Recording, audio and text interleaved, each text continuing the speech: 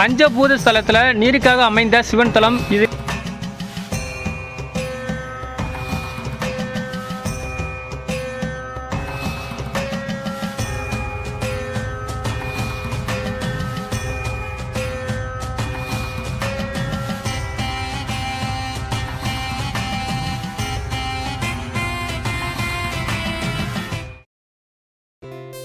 Hi friends, இன்றைக்கி நம்ம எங்கே போயிட்டுருக்குன்னு பார்த்தீங்கன்னா அருள்மிகு ஜம்புகேஸ்வரர் சிவனாலயம், திருவண்ணாமலை, திருச்சி.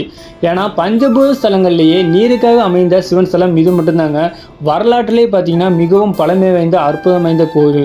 ஏன்னா இக்கோயிலோட உட்பிரகாரம் பார்த்தீங்கன்னா உங்களுக்கு அவ்வளோ பிரமிப்பாக இருக்கும். ஏன்னா பார்த்தீங்கன்னா 7 கோபுரங்கள், 5 பிரகாரங்கள், 9 வகை தீர்த்தங்கள் சொல்லிட்டு இந்த கோயிலோட வரலாறு நீண்டுக்கிட்டே போகுதுங்க. அதெல்லாம் நான் போய் கோயிலுக்கு போய் சொல்கிறேன். அது வரையும் நான் வீடியோ எல்லாமே ஸ்கிப் பண்ணாமல் வெயிட் பண்ணி பாருங்கள், சரிங்களா? ஃப்ரெண்ட்ஸ், நம்ம கோயில்கிட்ட வந்துட்டோம். கோயில் கோபுரம் தெரியுது, பார்க்கவே ரொம்ப பிரமிப்பாக அழகாக இருக்குது. நம்ம தமிழோட கட்டிடக்கலை தாங்க. ஃப்ரெண்ட்ஸ், இக்கோயில் உள்ள ஒவ்வொரு கோபுரங்களுக்கும் பார்த்தீங்கன்னா ஒவ்வொரு பேர்கள் இருக்குது. எல்லாத்தையும் நான் கோயிலுக்குள்ளே போயிட்டு அப்படியே பார்க்க பொறுமையாக சொல்கிறேன். ஹாய் ஃப்ரெண்ட்ஸ் அண்ட் ஃபேமிலி, இன்றைக்கி நம்ம வந்திருக்க கோயில் பார்த்தீங்கன்னா திருவானைக்காவல் கோவிலுக்கு தான் வந்திருக்கோம். பஞ்சபூத ஸ்தலத்தில் நீருக்காக அமைந்த சிவன் தலம் இதுங்க. அது இல்லாமல் இந்த கோயிலை பற்றி நிறைய பேர் வீடியோ எடுத்து போட்டிருக்காங்க.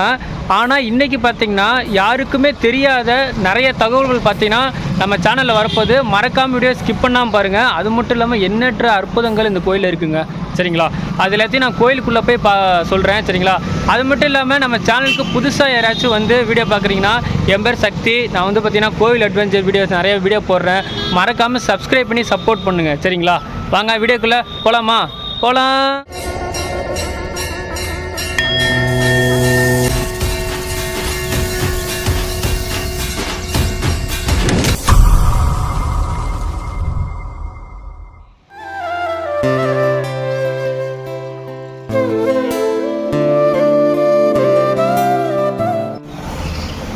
ஃப்ரெண்ட்ஸ், இப்போ நீங்கள் பார்க்குறது பார்த்தீங்கன்னா இந்த திருவானைக்காவல் கோயிலோட திருத்தேருங்க, சரிங்களா?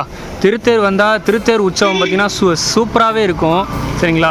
வாங்க நம்ம ஃபஸ்ட்டு நம்ம போயிட்டு கோயிலுக்குள்ளே என்னென்ன அற்புதங்கள் இருக்குதுன்னு சொல்லிட்டு பார்க்க போகலாம், சரிங்களா? ஃப்ரெண்ட்ஸ், நீங்கள் பார்க்குறது கோச்சொங்க சோழன் மன்னனுடைய புகைப்படம். இவருக்கு வரலாறு இருக்குது. நான் எல்லாத்தையும் நான் பொறுமையாக சொல்கிறேன். ஃப்ரெண்ட்ஸ், அப்படியே பாருங்கள், கோயிலுக்கு எவ்வளோ பெரிய தூண்கள்லாம் இருக்குன்னு பாருங்கள். ஃப்ரெண்ட்ஸ், அதுக்கு முன்னாடி கோயிலோட தலபுராணம் என்னன்னு சொல்லிட்டு நம்ம பார்த்துட்டு வந்துடுவோம். சிவலோகத்தில் 2 சிவகணங்கள் இருக்காங்க. பொறாமையில் தனக்குள்ள 2 பேரும் போட்டி போட்டுக்கொண்டு ஒருத்தர் வெள்ளை யானையாகவும் ஒருத்தர் சிலந்தியாகவும் மாறுறாங்க. அதன்படி பூலோகத்தில் உள்ள சிவலிங்கத்திற்கு வெள்ளை யானை பார்த்தீங்கன்னா பக்கத்தில் உள்ள காவேரி ஆற்றுலேருந்து நீர் எடுத்துகிட்டு வந்து தான் தும்பிக்கையால் அபிஷேகம் பண்ணுது. சிலந்தி வந்து பார்த்தீங்கன்னா அங்குள்ள வெண்ணாவல் மரத்துக்கு கீழே கூடு கட்டி சிவன் மீது எந்த ஒரு தூசியும் படாமல் பாதுகாக்கிறது. இதே மாதிரி நிகழ்வு வந்து பார்த்திங்கன்னா நடந்துக்கிட்டு இருக்கு. வெள்ளை யானை வந்து பார்த்திங்கன்னா சிவன் மீது ஒரு சிலந்தி வலை இருக்கிறத பார்த்துட்டு தன் தும்பிக்கையால் வெள்ளை யானை அதை களைச்சி விட்டுருது. சிலந்தி வந்து பார்த்திங்கன்னா கூடு கட்டுது. வெள்ளை யானை வந்து பார்த்திங்கன்னா மறுபடியும் களைச்சி விடுது. சிலந்தி வந்து பார்த்திங்கன்னா மறுபடியும் கூடு கட்டுது.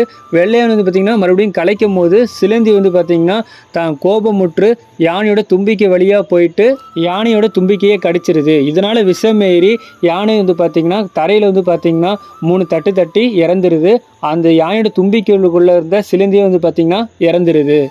இதனால் சிவபெருமான் பார்த்திங்கன்னா காட்சி கொடுத்து வெள்ளை யானைக்கு மோட்சமும், சிலந்திக்கு நீ அடுத்த ஜென்மத்தில் சோழ வம்சத்தில் ஒரு மன்னனாக பிறந்து எனக்கு பூலோகம் முழுவதும் கோயில்கள் கட்டணும்னு சொல்லிட்டு ஒரு உத்தரவும் பிறப்பிக்கிறாரு.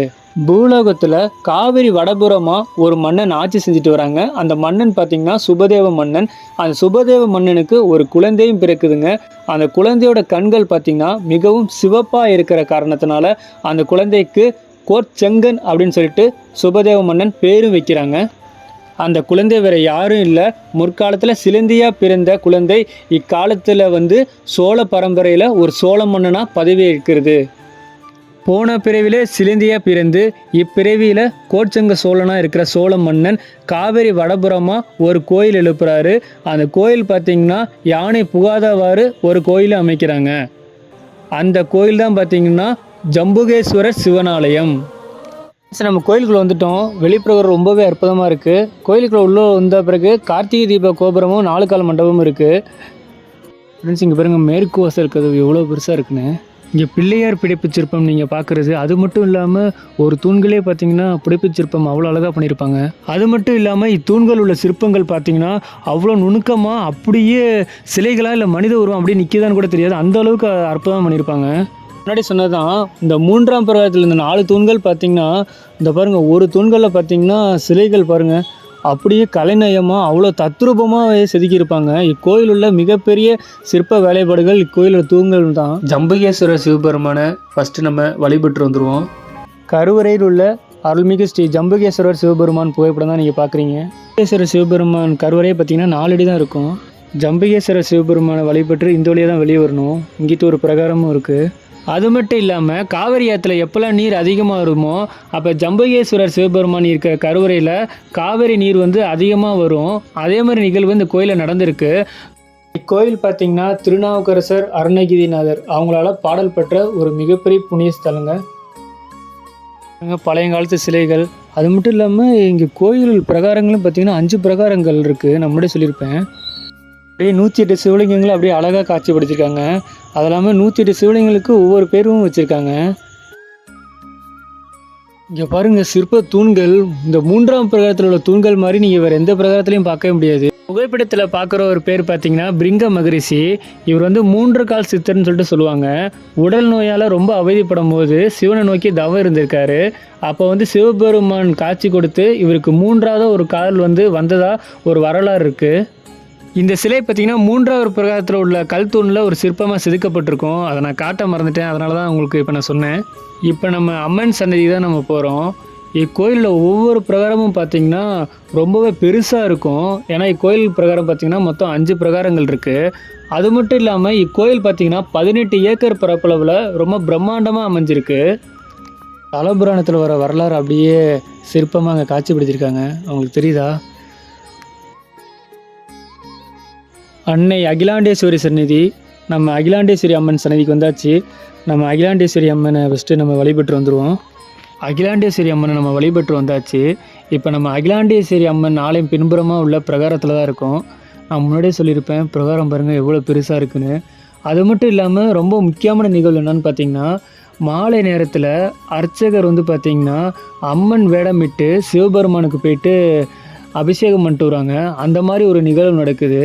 அது ஏன்னு பார்த்தீங்கன்னா, அகிலாண்டேஸ்வரி அம்மன் பார்த்திங்கன்னா சிவபெருமானை நோக்கி தவம் இருந்திருப்பாங்க. அப்போ வந்து சிவபெருமான் அருள் கிடச்சி இந்த மாதிரி ஒரு நிகழ்வு நடந்துக்கிட்டு வருது கோயிலில்.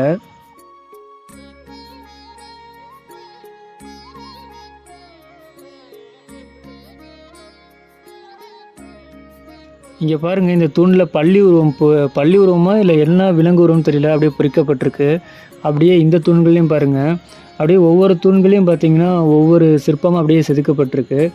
இக்கோயில்கள் வந்து பார்த்திங்கன்னா சோழர்கள் கட்டினாலும் அதுக்கு பின்னாடி பாண்டியர்களும் நாயக்கர்களும் பார்த்திங்கன்னா இந்த கோயிலை நல்லாவே பராமரிச்சுட்டு திருப்பணியும் பண்ணியிருக்காங்க. ஃப்ரெண்ட்ஸ் அப்படியே பாருங்கள், நம்ம ஜம்புகேஸ்வரரும் அகிலாண்டேஸ்வரி அம்மனும் வழிபட்டாச்சு.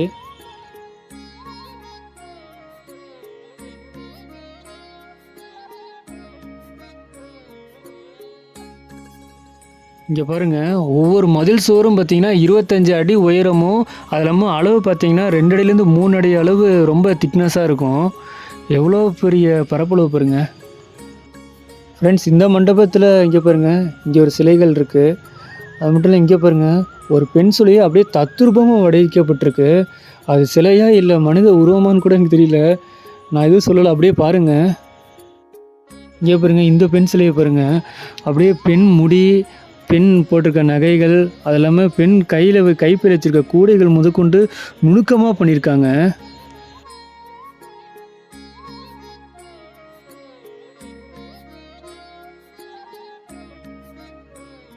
ஃப்ரெண்ட்ஸ் நான் வரும்போதே சொல்லியிருப்பேன், இக்கோயிலில் பார்த்தீங்கன்னா 9 வகையான தீர்த்தங்கள் வழங்கப்படுது. இங்கே பாருங்கள், அக்னி தீர்த்தம். ஃப்ரெண்ட்ஸ் இங்கே பாருங்கள் கல்வெட்டுகள். இந்த கல்வெட்டு பார்த்திங்கன்னா என்ன எழுதியிருக்குன்னு தெரியல, ஆனால் ஏதோ ஒரு மன்னரை பற்றிய கல்வெட்டு தான். இது என்ன மன்னரை பற்றிய கல்வெட்டுன்னு சொல்லிட்டு யாராச்சும் இருந்தால் நான் கேட்டு சொல்கிறேன். கிழக்கு வாசல், தெற்கு வாசல், குபேரலிங்கம் சன்னதி, எல்லாத்துக்கும் நம்ம இந்த வழியாக தான் போகிறோம். ஃப்ரெண்ட்ஸ் இந்த இடம் பாருங்கள் ரொம்ப அமைதியாக இருக்குது. இங்கே இருங்க, பழைய காலத்து கிணறுன்னு நினைக்கிறேன். குபேரர் வந்து பார்த்திங்கன்னா ஒரு சாபம் வந்துடும் குபேரருக்கு. அது வந்து இப்போ சிவபெருமான் வந்து பார்த்திங்கன்னா தீர்த்து வைப்பார். அதனால வந்து பார்த்திங்கன்னா குபேரருக்கு வந்து பார்த்திங்கன்னா செல்வங்கள் அதிகமாக வந்திருக்குன்னு சொல்லிட்டு ஒரு வரலாறு இருக்குது. ஃப்ரெண்ட்ஸ், எனக்கு ஒரு கோயிலுக்குள்ளே வந்த மாதிரியே ஃபீல் இல்லை. அங்கே பாருங்கள், ஒரு நந்தவனத்துக்குள்ளே வந்த மாதிரி ஒரு ஃபீல் இருக்குது. ஃப்ரெண்ட்ஸ், அப்புறம் இங்கே உள்ள வெண்ணாவல் மரத்துக்கு கீழே ஜம்புங்கிற முனிவர் வந்து தவம் செஞ்சு சிவபெருமான்கள் கிடைச்சதுனால ஆலயத்தில் உள்ள சிவபெருமானுக்கு ஜம்புகேஸ்வரன் சொல்லிட்டு பேர் வந்ததாக ஒரு ஐதீகம் இருக்குது. இது எனக்கு சரியான தெரியல, உங்களுக்கு தெரிஞ்சால் நீங்கள் கமெண்டில் சொல்லுங்கள். இப்போ நம்ம குபேரலிங்கர் சன்னிதியை நம்ம பார்த்துக்கிட்டு இருக்கோம். நம்ம குபேரலிங்கரும் வழிபட்டு வந்தாச்சு. இருங்க, சண்டிகேஸ்வரர் இருக்காங்க.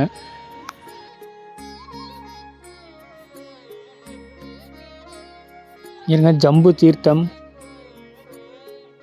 ஃப்ரெண்ட்ஸ், சன்னதியோட வெளிப்பிரகாரம் தான் நீங்கள் பார்த்துக்கிட்டு இருக்கீங்க. அது இல்லாமல் சன்னதிக்கு பின்னாடி பார்த்தீங்கன்னா 9 துவாரங்கள் இருக்கும். அந்த 9 துவாரங்கள் பார்த்திங்கன்னா நம்ம உடம்புல உள்ள 9 வாசல்களையும் நம்ம அடக்கி நம்ம சிவபெருமானை நம்ம வழிபடணும் அப்படின்னு சொல்லிட்டு அந்த துவாரங்கள் கூறுது. ஃப்ரெண்ட்ஸ், நம்ம கடைசியாக குபேரலிங்கர் சன்னதியை வழிபட்டு வந்தாச்சு. ஃப்ரெண்ட்ஸ், ஒன்று சொல்ல மறந்துட்டேன். இங்கே எந்த மண்டபம்னு தெரியல, அந்த மண்டபத்துக்கு பார்த்தீங்கன்னா திருநீர் மண்டபம்னு சொல்லிட்டு பேர்.